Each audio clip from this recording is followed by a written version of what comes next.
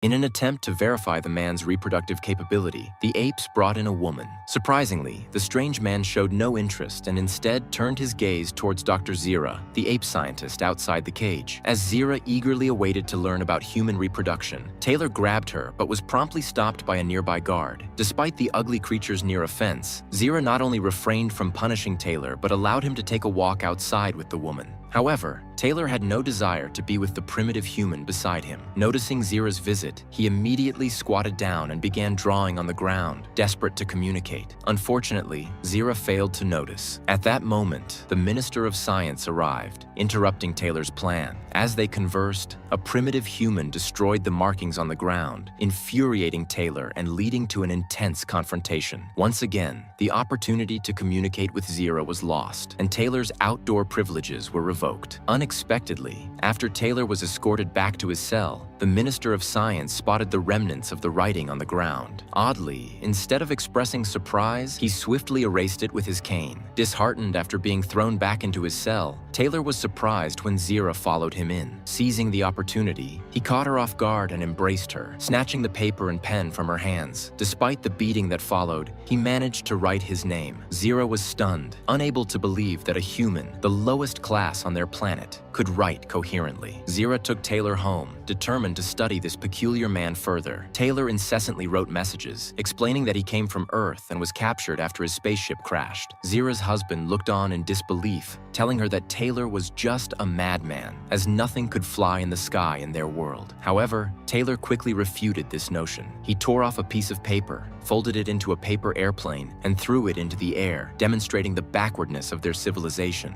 Zira's husband was utterly shocked. Suddenly, the Minister of Science barged in with his men, questioning the ape couple's unauthorized keeping of a human. Upon seeing Taylor's paper airplane, he flew into a rage, ordering his subordinates to take Taylor away, seemingly hiding a secret.